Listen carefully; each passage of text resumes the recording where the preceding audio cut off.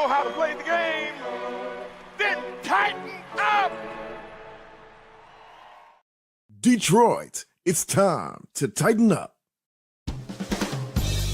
Welcome to Tighten Up, the podcast, presented by The Shield NIL. Brought to you by Hyperice and Last Shot Energy. A state of the Titans, the latest in Detroit Mercy athletics, and a chance to hear from Titans all over the world. Here's your host, Dan Hasty.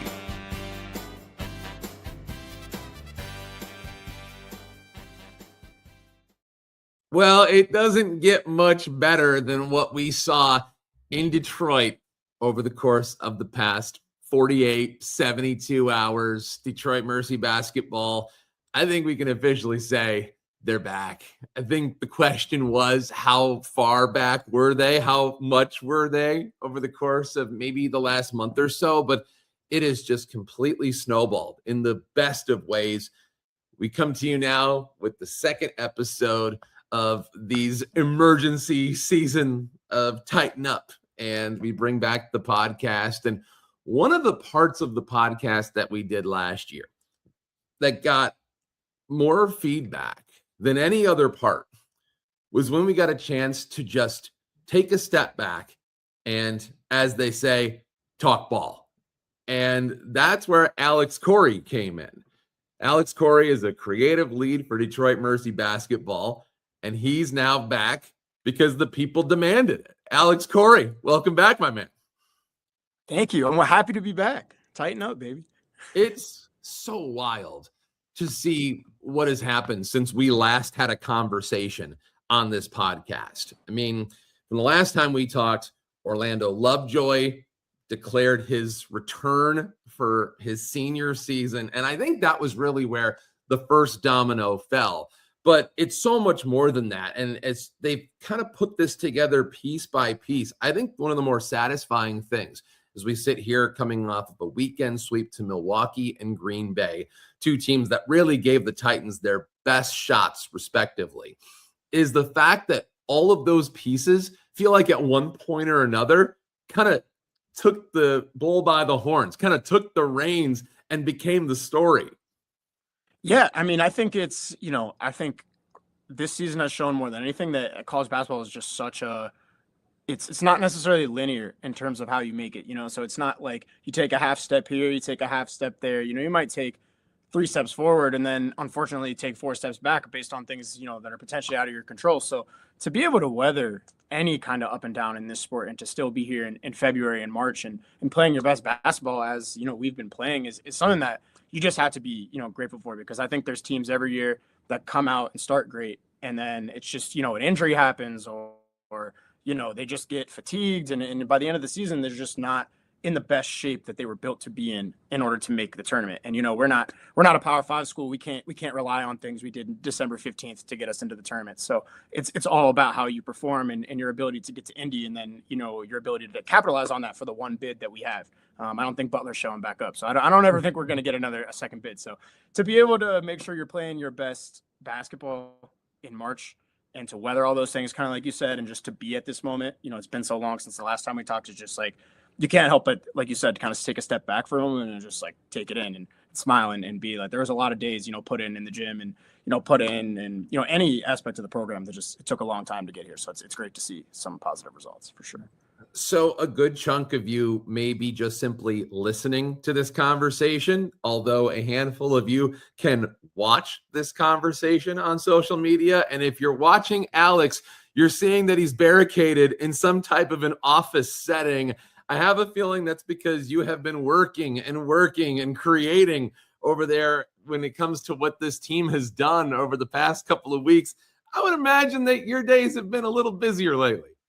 A little long for sure. I'm in advertising for Nissan. So I also do that. I just graduated in the spring with like a digital media degree. So I also do that as well. So it's been long for sure. But I mean, that just kind of, kind of puts it into perspective, like what's important. Everybody has to go to work. There's people that have it tougher than you do. But at the same time, there's not people that get an opportunity to, like you said, create outside of work. And like, that really just keeps me going. And like, to the fact that I get to create for my alma mater and get to create, storylines of guys that I personally know and, not only elevate their brands to help their basketball careers, but just make more people aware of them as people and them as athletes and them as, players and most importantly, them as Titans. So, the long days and everything like that are going to be worth it, but not even really for myself, but really just for everyone I'm able to help and make connections with and create something for along the way, make all the tough days worth it.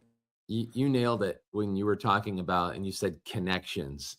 I think about somebody in your role, and I think about just how much players in a program are desperate for somebody like you and appreciate somebody who does the kind of work that you do. That's got to be probably one of the more rewarding parts of this gig, is to be able to kind of just watch that. I even just recently, I think I saw Orlando Lovejoy comment on the video that you made and tagged you in it. And again, like it's just got to be so fulfilling that not only are you able to celebrate a program, but to celebrate these guys and what they've done, because obviously what they've done has not been easy.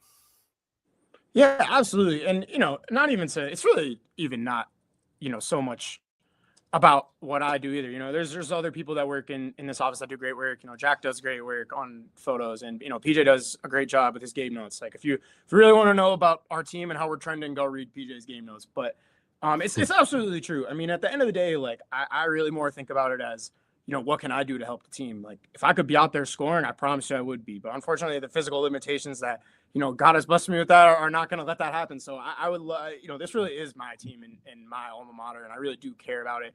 And I've cared about it before I was in this position. So, just to be able to do anything to where they're appreciating it just makes me feel not only so good as like, a person and like an individual trying to be successful within the world, but as someone who is a Titan. Like I have a degree, my degree is right here on my desk from Detroit Mercy. So like I really do bleed, being a Titan through and through. And it's so great to be able to do that for other guys, in a little bit of a different situation, but all doing the same thing, same common goal, all going to get that same piece of paper.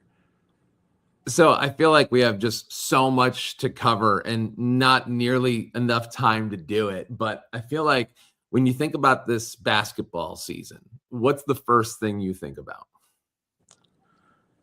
That's a good question. The first thing that comes to my mind, and again, I don't mean to beat a dead horse, but the first thing that comes to my mind is Antoine. And I'll say this. Yesterday, I saw him post a picture of Orlando with the hashtag LovePoy, which is the campaign we're trying to do for his, Player of the Year campaign, which I think is deserved. But he really is the first person I think about, because I think because he wasn't able to get over that barrier, there's it's so easy to create narratives as if that wasn't successful. But the same things that, and Coach Monty was a part of that as well in 2020 and 2021 when he was here for that second half of the season. So he is the first person I think of, but more relative and more fairly to other, the guys on this team. The first thing I think about is just how many days in the summer. I mean, it gets hot in here. There's, it's an older building. Like the summer workouts in here are really genuinely are difficult for them. And, they go through a lot, and it's very, there's no rotation in the summer. There's no, I'm playing next week. It's very much like I'm here to get better. That's when you work on your game. That's when you do all those things. So just the days that we were sweating in the gym, that's the first thing that I like tangibly think about in terms of like, wow, this team is really putting some of those things that were worked so hard to achieve out there. From so long ago. And I think, just me being younger, like I'm only 22, I think something like that not only is just like so cool to see as an observer, but I think it can teach you so many like subliminal like life lessons in that too, where it's just like you're not always going to have literal or tangible success come out of the get-go, but it kind of shows you that like if you just put your head down and keep working, that like things will come when you have the opportunity to seize it. And like to see this team has been doing it, that's really just the first thing I've worked at, is how hard they worked to be in this moment. Is that the signature of this team as far as you're concerned? Mark Montgomery comes from Tom Izzo, right? He comes from Michigan State. He of course, he did have that half season. It's amazing how many people don't remember the fact that he was actually an assistant coach for Detroit Mercy for a very, very short amount of time. But talk about a valuable experience, because it got him familiar with the university in a very quick way. And now he's sort of shaped this team in some ways the same way I think Tom Izzo has shaped his teams at Michigan State. Sure. I mean, I think the biggest thing you can take away from this, and this is just kind of things I've seen, is Jose, and then also, have heard and seen the same things, be put into action here. But, it seems like a very much like a control what you can control type of atmosphere. So to go out there and rebound and to go out there and, play defense hard and to be able to run back and all those things like are legitimately things that you can control yourself. And I think that's a very big identity of this program, is just going out and doing what you need to do, doing your job, and then just in that same swoop, just being able to do the correct things as well. So whenever you kind of bring it, and you're able to go out there and rebound and defend, to be able to execute on offense and all those things, and that all comes from, like you said, just to the beginning, is just like a culture of work, being about the right things, working on the right things, getting extra shots up, you know what I mean? Making sure, you understand where the play is supposed to develop to, not just like where you're supposed to be on that play. All these things are like very subliminal and little, but I think the right things are preached. And, whether that's a product of an environment of being somewhere in like Michigan State, or if it just grows on you and becomes part of who you are, I don't know. I cannot speak to that, but I would say everything is built around work in this program, 100%. So we've talked, and I think everybody knows what Orlando Lovejoy has done and has meant to the program. By the way, congratulations to Orlando, Horizon League Player of the Week. In the fog of war from that 72-hour span, it didn't even dawn on me that he was going to win that. But of course he was going to win that based on what he did. So congratulations to Orlando Lovejoy, Mr. Love Poi, as some are calling him nowadays. But, last year, he was doing, in some ways, a very similar season as he's done this year. But the difference is that he's clearly got more help. And as we said, there have been people at different times that we've talked about kind of being an answer to, something that maybe the Titans didn't have last season. And what's fun, I think, for all of us to watch is to see somebody like Orlando be the lead option on a team that's going to be so drastically improved. Because sometimes you are the number one option on a team and that team isn't very good, but he's still the number one option on this team. And now they have flipped a switch, and now they're starting to rewrite some history a little bit. When it comes to the supporting cast, I have a few people that I really like, but I want to give you the chance to name a few first, because he has obviously not done it by himself. Sure. I think, it's similar in terms of a quarterback giving credit to his O-line, but I think you can't start that discussion without talking about the front court and talking about the bigs and kind of how we've been able to incorporate them. They all do something different. Kambe is like a little bit more of like your traditional big, you know what I mean? Like back to the basket is going to come up and screen you at the top. He's going to be more of a rim protector. You have Ledge, who's like he's more of like a perimeter type of big, step out, shoot it, can also be a little quicker off the dribble. He does a lot of dribble drive and stuff like that. But then you have London, which is kind of your wild card and is just a very traditional post scorer who's able to inflict his will. I was watching a friend of mine. We were watching Santa Clara and Gonzaga a couple weeks ago, and Graham Ike was just pounding it in the paint. And like, obviously, he's not Graham Ike, but in the same way, he is able to get those dominating buckets, which just go so far. And I think help a team a lot, especially, it's really close to the basket. The one thing about our team is we do shoot a lot of mid-range. So at the end of the day, anything you can get that's close to the basket, you're going to take it. And especially to be able to capitalize on those 2-point high percentage attempts is so big. But also, from the guard, like going back to the guard, you got to be able to be inside out team. And, TJ and Tyler have done such a good job of weathering a little bit of a tough start. I think we've seen it, in past teams here where it's just like guys just come out and it's just a little bit of an unfortunate start to the season. Shots don't feel the same as they do in practice or maybe in a live scrimmage, and you have a little bit of a tough go at it to start. But, once you bring those things together and you're able to see, them go through the net, I think it just goes so far with, like you said, a guy like Orlando who wants to drive and get downhill, and you have to respect his game as a driver. So to, have a defender and have two defenders kind of on him, if you have a guy that can knock down, shots or multiple guys that can knock down shots, it can just do so much in opening up your spacing and opening up, how you score on the floor, and just having to respect his drive so much more goes so far. So really there could really even just like keep going. Like, even, like Lance comes in and gives Lando kind of that break. I mean, last year there was games where I don't think Lando came off the floor. And at a certain point, it's just hard to play 40 minutes. It's a high minute share. Possessions are hard at this level. You got to dig in. You got to play hard defense. You got to be fast. Guys are strong. They're physical. So it's hard. So to be able to just have guys that are able to take that load off and have him excel in areas where he wants to and where the staff wants him to has just been huge. So, literally every guy on the roster, 1 to 14 has had their own hand. And, even if it's just like a guy like, Zach Abdullah or something, giving guys a look in practice, that goes so far. You know what I mean? Guys can get better from that. You know what I mean? And when you have 1 to 14 on the same page, you're a team that can be destined to do special things. Yeah, they've been fun. I feel like we've had all of them take a moment throughout the course of this year. And, it feels like, and we talked about this with Mark Montgomery last week, was that in today's game, it's so predicated on the three.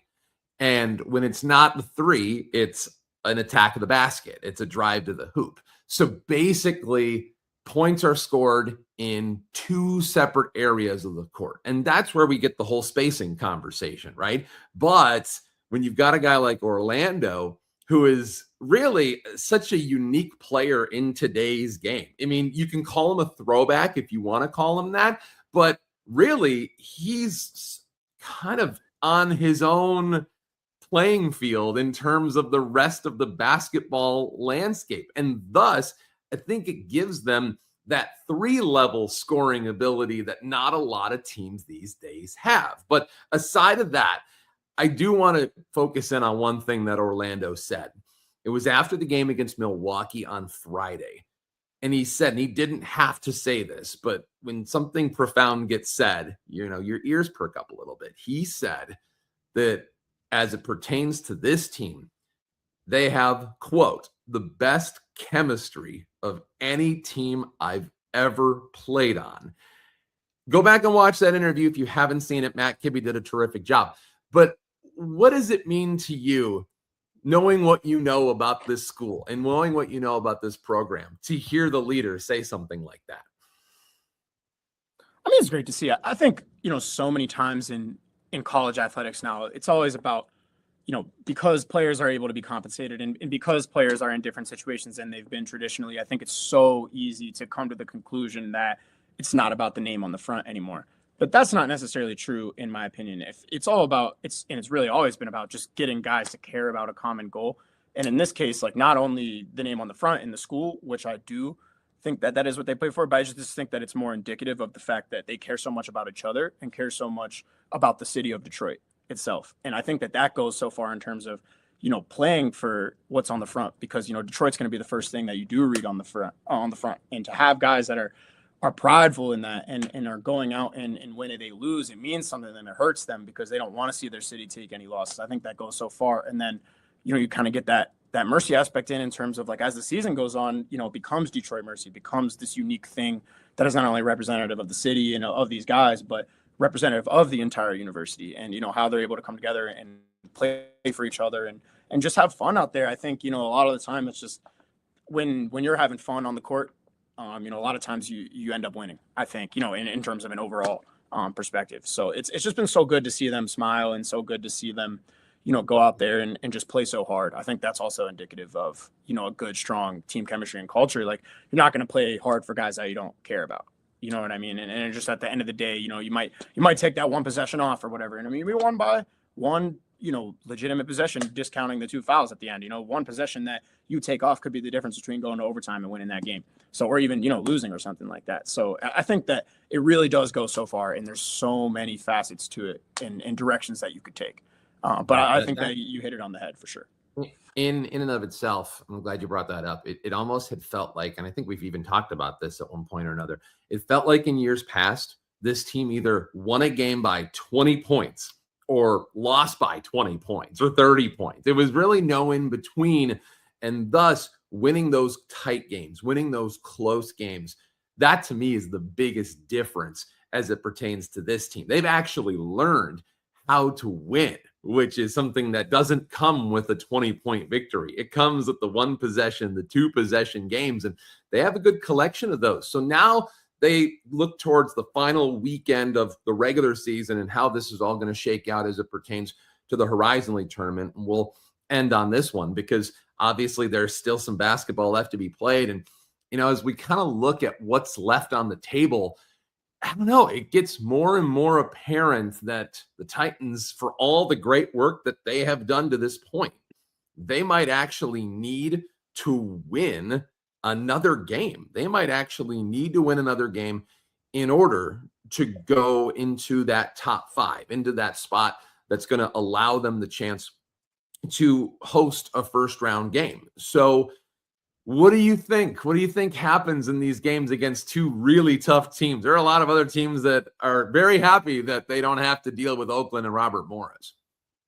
Yeah, absolutely. I think, just off the, first impressions to the question, I think it's hard to win on the road in college basketball. No matter if you have 1 win or if you have 30 wins, it's hard to go into somebody's gym and come out with a victory. That being said, I don't think that there's another team that is as tested and is as able to go into a tough environment. It's not something that, we've been used to doing this late in the season. So I think the guys will be more excited for the opportunity than, at all intimidated or at all not able to, show up in the moment to keep it simple, I guess. Well, I'll tell you something, Alex. Let's hope it's not the last time that we're having a conversation about this group because they've already done so many things to surprise us. I got a feeling that they still have a few more surprises left in store. Alex Khorey, creative lead for Detroit Mercy basketball. Thanks so much for spending some time with us because it's about time we had a conversation that sounded something like this. It is definitely about time. It's most definitely about time.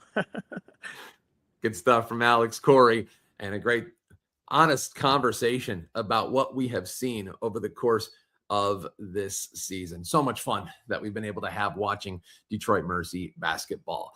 Tighten Up podcast continues throughout the week as we go down the home stretch of Horizon League season and into the Horizon League tournament. Thank you for listening to another episode of Tighten Up, the podcast. Join our community at The Shield on theshieldnil.org and follow us on X and Instagram at The Shield NIL.